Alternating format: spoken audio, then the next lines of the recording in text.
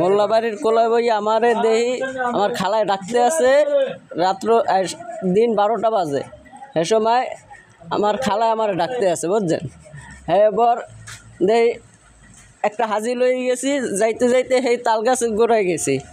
তাল গাছ গোড়ায় যাইয়া এবার হইলে দেই আমার উপর উড়েই হেলাইতে আছে। কিরে এবার উড়েই হেলাইতে আছে কিনলে গিয়ে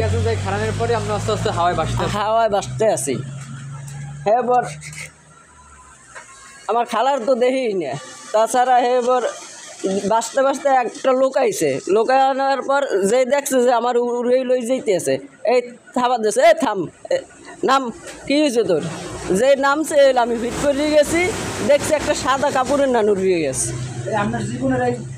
হ্যাঁ হ্যাঁ এই প্রথমে এইটা হয়েছে। এই আর একদিন দেখছি আমি এবার মাছ কোপাইতে যাই, একটা বিশাল মাছ আছে না, কি মাছ জানি কয় ওটারে, গজাল মাছের চোখ দুটো লাল টকটকে টক করতে আছে আর হইলে দৌড়াইতে আছে। আর কোচ দিয়ে কোপাইতে আসি, কোপ দিয়েছি দেই নাই, আবার দিছি নাই। এবার পরবর্তীতে একটা বিলুই হইয়া হে এই আইলির দিয়ে চলে গেছে। এই তোমার বাড়ির কোলা না? এটা হলে আমাকে 2.5 বিঘি গ্রাম কোলায় এই কাহিনী হয়েছে। হ্যাঁ বাকেরগঞ্জের মধ্যেই। আর একদিন দেখছি এই যে ইতে আছে না, এই কালীগঞ্জ চিতে খোলার উপরে, চিতেটার উপরে বই একটা লোকে কাপড় পরিয়ে চাবাইতে আছে কাপড়।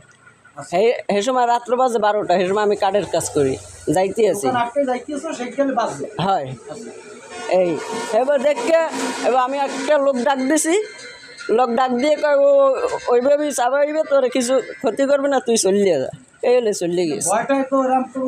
হ্যাঁ গায়ে হিমশিম করছে, তাছাড়া গায়ের পশম খারাপ হয়ে গেছে। পরে কি আর জ্বরটা উঠছিল? হ্যাঁ না আমার জ্বরটা ওঠে না, কিন্তু লগে লগে সেই হুজুরে পানি পড়া দিয়েছে, এই হলে ঠিক হয়ে গেছে। এই আর কিছু নাই।